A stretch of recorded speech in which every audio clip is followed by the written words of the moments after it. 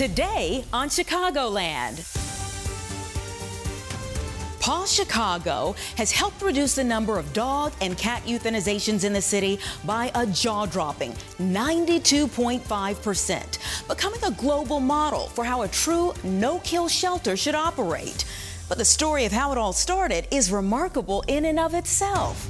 Sylvia Perez sits down with Paula Faceas, the woman behind one of Chicago's most beloved institutions. The Tribune Tower. It may not be Chicago's tallest skyscraper, but in a city known for its architectural advancements, this icon towers above others. Recently, the tower has been transformed from a news and broadcasting legacy to condos that define luxury living. Corey McPheron's giving us a tour of the best address in the Windy City. And from Indiana Jones' whip to Captain America's shield, who would have thought some of Hollywood's best movie memorabilia would have been buried in a bunker outside of Chicago? Jake Hamilton has that story. These are the stories that make Chicago, Chicago. This is Chicagoland. Chicago. We've got the most recognizable buildings in the world. Our skyline is an eclectic mix of classic architecture and mind-bending modern design. And no one building in Chicago right now personifies this mix of old and new, quite like the Tribune Tower. Located here on Michigan Avenue, Tribune Tower has secrets around every corner and a story, it seems, on every floor. And now, a new owner is transforming Chicago history into luxury downtown living. And I'm going to take you inside the tower for a look few people get to see. It was the world's greatest office building at one point. When we bought it, it wasn't the world's greatest office building. But the whole idea was, let's make this the world's greatest building. Lee Golub is the managing principal at Golub & Company. His hands have touched tons of buildings throughout downtown Chicago, and he's responsible for the Tribune Tower's incredible 2.0 renovation. We needed to make the building modern in today's world, but we also didn't want to lose the history. In the roaring 20s, the Chicago Tribune needed a new home and held a design competition open to any architect on the planet. The winning design came from these two New Yorkers who pocketed $50,000 in prize money and some major Michigan Avenue bragging rights. The building's Gothic design looked more Eastern Europe than Windy City, but quickly found a home in Chicago's beloved skyline. Tribune, the company, left the tower in 2018. It was a big deal goodbye, leaving many to wonder what the Tribune Tower could be without the Tribune in it. People don't realize everything else around the property of the tower was not landmarked. You have the tower itself, which was kind of landmarked. Some of the facades of the tower were landmarked, and the lobby were landmarked. That was it. Hotel, retail, office, apartments, condos, parking. It could have been all of those. At the end of the day, Lee chose a mix of high-end condos while adding more shops along the Mag Mile, powered by a design ethos to go big and be inspired by the history. You can see this in action in the tower's impressive main lobby. For me, the first thing I notice in here, the elevator doors. These are the original elevator doors. Yeah, but I want to show you this little nice trick that we came up with. This looks like that. It sure does. Come on. This behind the curtain. This is the fireman's car that the coal flue used to be. And so this is basically was refabricated by a gentleman in Southern Illinois. To match the original. Match the original. So to make the door for landmark purposes, because this is part of the landmark in the lobby, we had to make that look like one of the elevator doors. Wow. It's astounding. Even more astounding, the $1 million just hanging on the lobby wall. This map is made out of $1 million in singles of currency that was taken out of commission and paper mache. Yeah, this is just amazing. Relics like the lobby map are all around the Tribune Tower, giving the developers a series of nonstop challenges to design around and a few surprises along the way. They found 3 time capsules.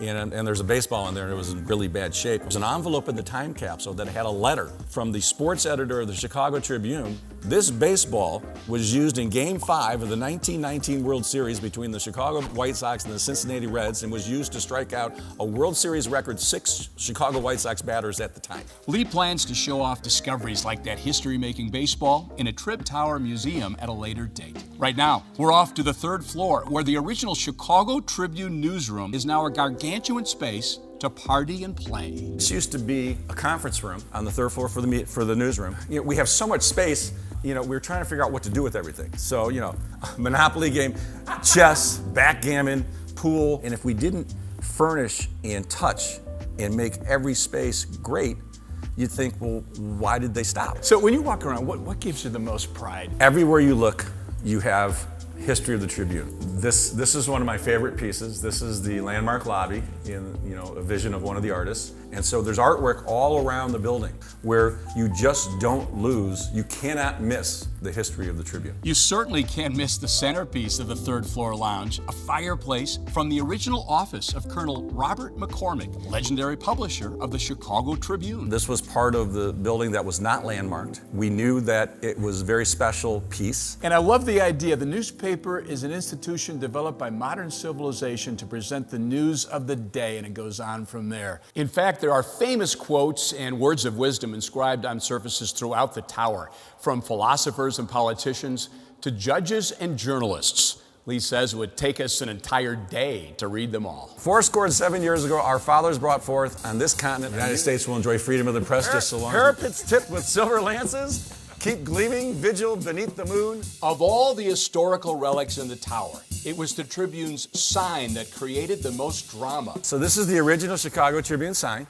that we took down letter by letter to refurbish it. I believe in Madison, Wisconsin, we went to an auto repair place. Tribune threatened to take the sign with them to their new home at the Prudential building, but the lease said Lee had the right to buy it for $1. We ended up in a lawsuit on the sign. And I said, you're gonna lose in court. You're gonna lose in the court of a public opinion. In the end, the company let Lee keep the sign, provided they advertised condo listings in the paper. So what's next? Crown? We got to go up there to the Going Crown. up. We're Yeah, going to let's the do it. Crown. Let's do it. A quick trip to the top of the tower brings you to what is probably the Trib's most show-stopping experience. This is the stunning architecture that will never get built again. Is there a better venue in the city of Chicago to have an event of any kind? No. In the summertime, you're sitting here drinking your wine, having champagne, smoking a cigar. It's the best event space in the city. A crowning achievement in a building that's a perfect representation of Chicago in just about every way. Well, almost perfect. There's one mistake that was made that I always ask people if they can find it. You can find the one mistake they had to come back and fix. You've done this tour before, I know. You're the official Once or tour twice. guide. Once or twice. It must give you great pleasure to show it off. Every time. It's preserving the city. It's the no-expense-spared renovation and attention to detail that makes the new Tribune Tower the place to be. So, what would it feel like if Tribune Tower was your home address? Yeah, wow. Pretty Look at great, this. right? Look at that view, too, right out the Isn't window. this amazing?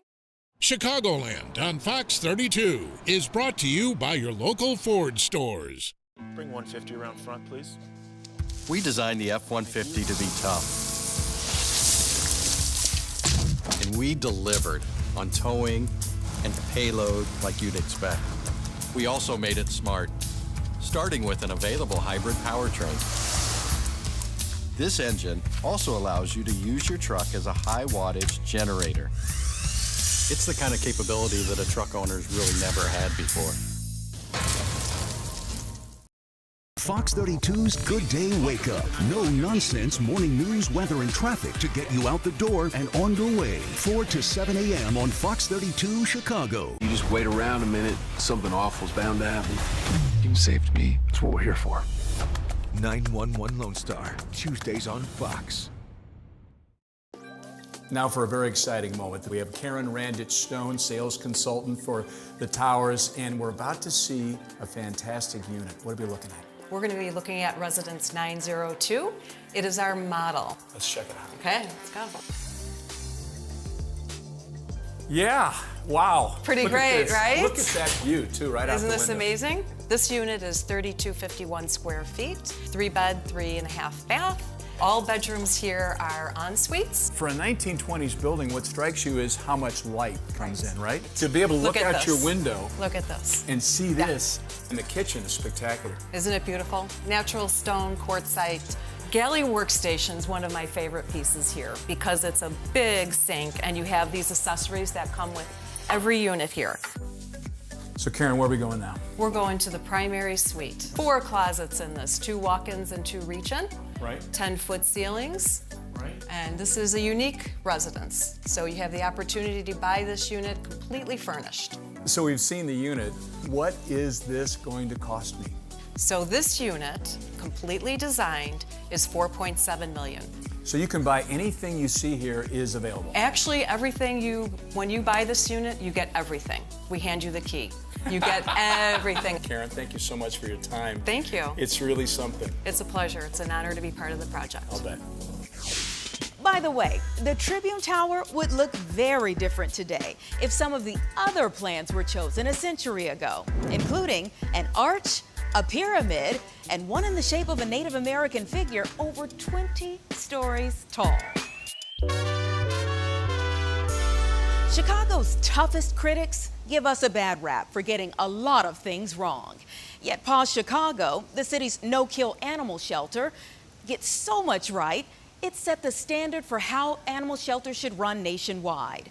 As Sylvia Perez shows us, it all started with one woman and one dream, that all pets are worth saving.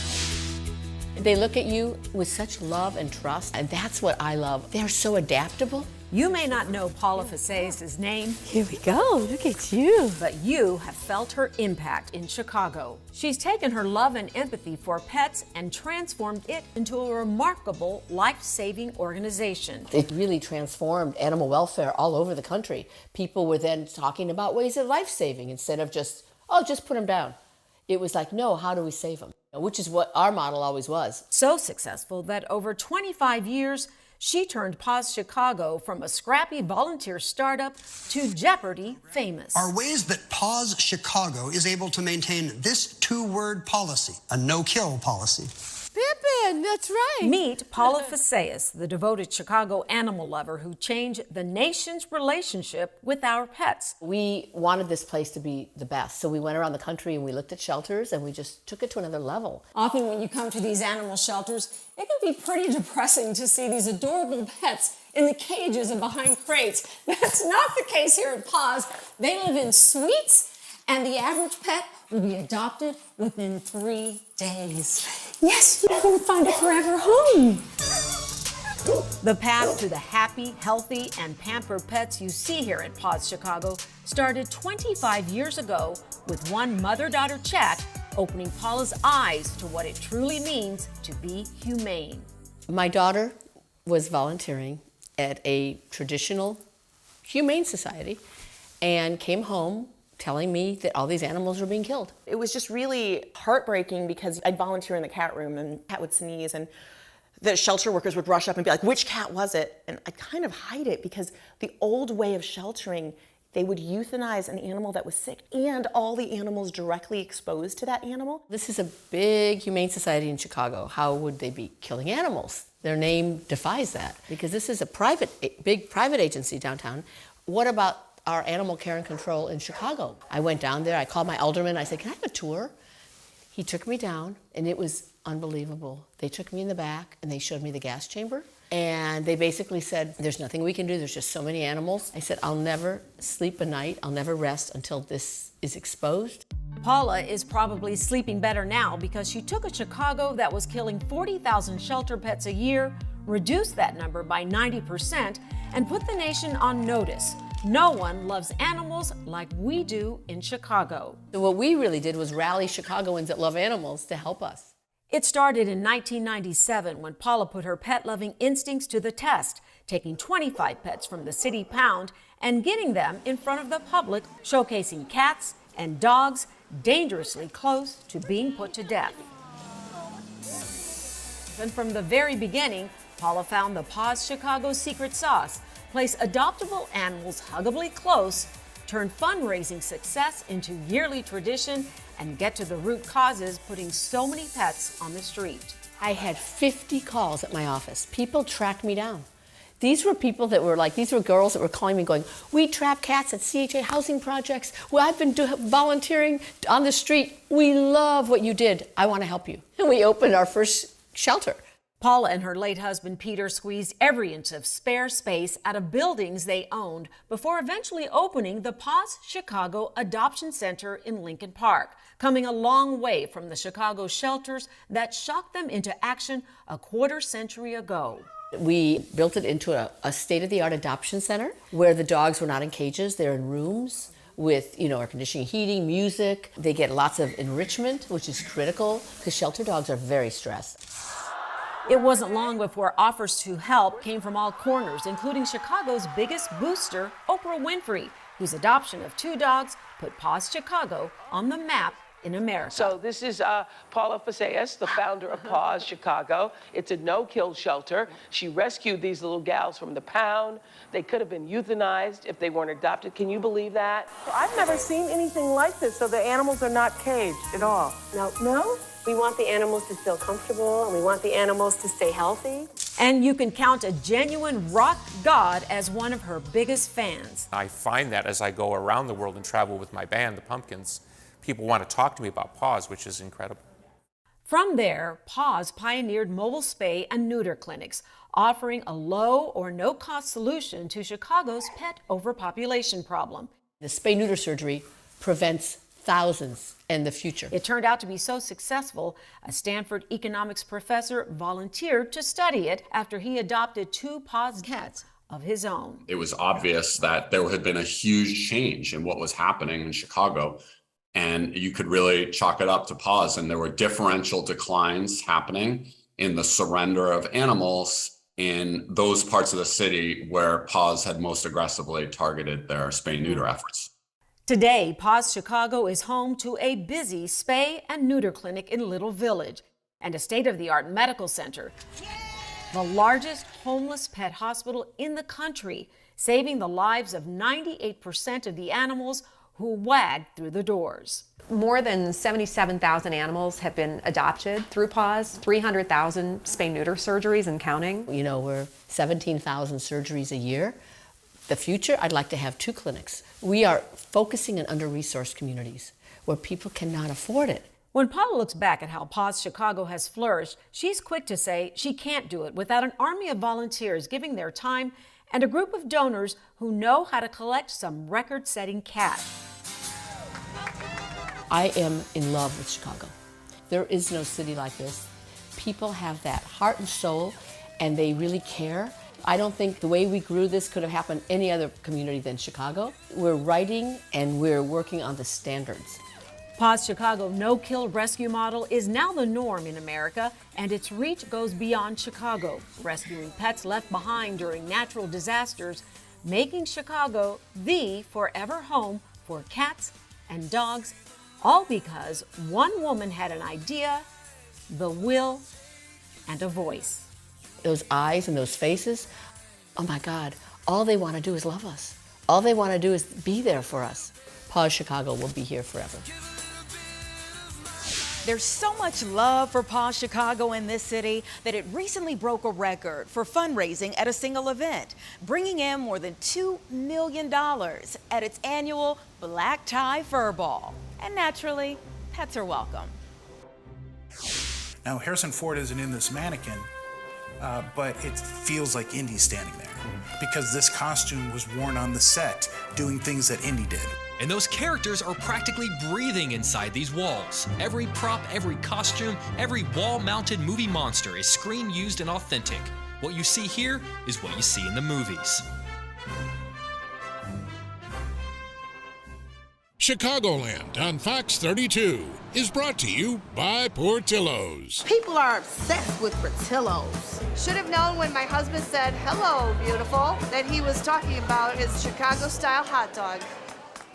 I'm gonna baptize my firstborn child with Portillo's melted cheese. Portillo's shop salad is bad. What? I have a Portillo's hot dog in my purse right now. If my last meal isn't Portillo's, I'm haunting the world. Get to know us, get to love us, get obsessed. Emily Walls, Fox 32 Storm Force chief meteorologist, preparing you for the day ahead. It's going to be a washout for part of the weekend. Weeknights on Fox 32 Chicago. Here's what's coming up tonight on Fox 32 Chicago. Fox 32 Wednesdays are brought to you by BMO Harris Bank.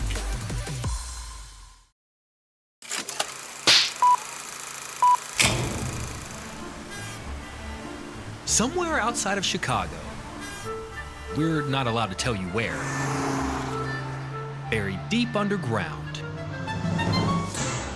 there is a room. Take a look at this thing.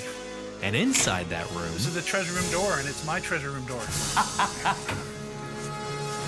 This is unbelievable. Lies pure movie magic. Wow. Come on in.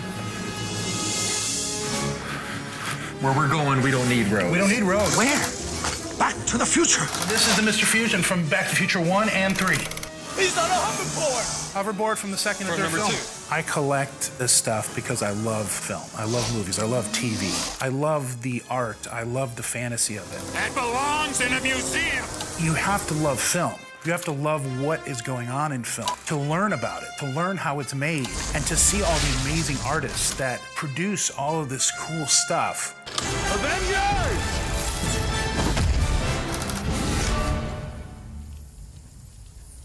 Assemble. Collectors are very obsessive of all types of stuff, whether it's toys, stamps, coins. Prop collectors are no different than that. Prop collectors tend to come across as experts of a specific film. I don't think of myself as an expert, even though I collect this stuff, because there's so much information. Dan Lanigan is, at the end of the day, a movie fan. The Night Before Christmas. This is Halloween. This is Halloween. Pumpkins scream in the middle. Mostly puppets, a few stand-ins, but set pieces as well. He's made his passion his profession. He's a well-respected filmmaker and producer. But it's in this underground room, a museum to movies, its Chicagoland location sworn to secrecy, that you can best learn just who exactly Dan Lanigan is. Because while most of us just watch movies, Dan lives among them. From The Matrix, this is Keanu Reeves' costume. Arnold Schwarzenegger from Terminator 2. His 6,000-piece personal collection of iconic movie memorabilia is nirvana for any fan of cinema history. Here's Will Ferrell's costume from Elf. Oh my God! Corpse Bride. From his collection of stop-motion models. Beetlejuice Worm from Beetlejuice, that's a stop-motion puppet. To his wall of weapons. This Ghostbusters pack is from Ghostbusters 1 and 2. Harold Ramis wore this. From some of the most iconic props ever held in cinema history. That is the rock hammer. Yes. That Tim Robbins used to break out of Shawshank Prison. It's dark, and we're wearing sunglasses. Hit it.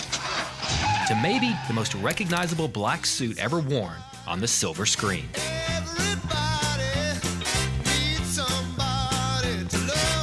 I got into collecting because it's a way to get closer to the film.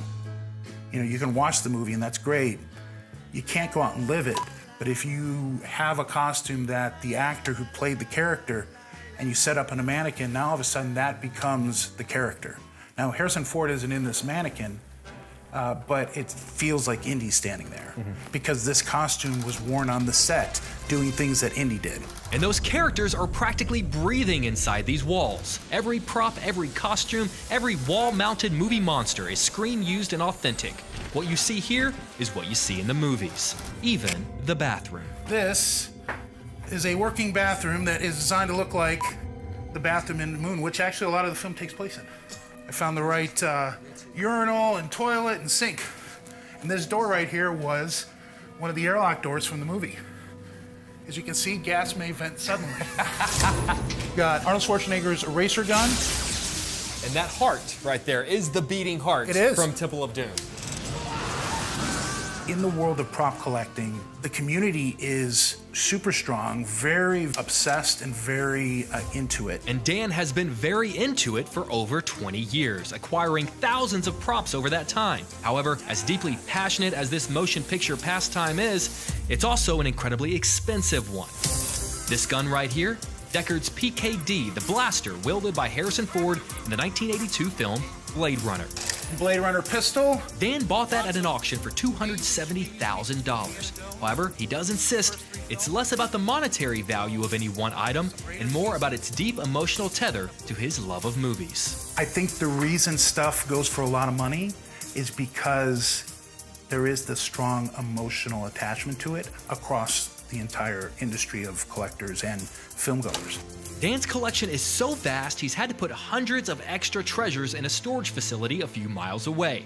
For safety purposes, he doesn't want us to reveal just where in the Chicagoland area this collection is housed. And while he doesn't allow just anyone to come down into this temple of Tinseltown, he does hope that one day everyone will get the chance to enjoy his collection. My goal is to eventually put this stuff in a museum because I feel it's important to share these pieces that when I bring people down here and they get emotional about seeing a prop. That is Harrison Ford's suit. Oh my God. That means it's important and it's inspiring to people, and I want to give that reaction to other people.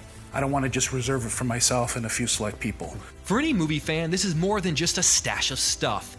It's a portal into their favorite movie, a breath of life into their most beloved characters, and maybe, just maybe, one last glimpse of a time gone by. There's a tangible feel to it. It's a very strong emotional reaction. And I think that's ultimately why I started collecting and still collect to this day, is my emotional connection to these films and now these pieces. Dan still has one holy grail he'd like to add to his collection. Harrison Ford's jacket from Blade Runner. He has the rest of the outfit, but that jacket, it's owned by his best friend. Good luck trying to work that out. Thanks for joining us in Chicagoland. Until next time.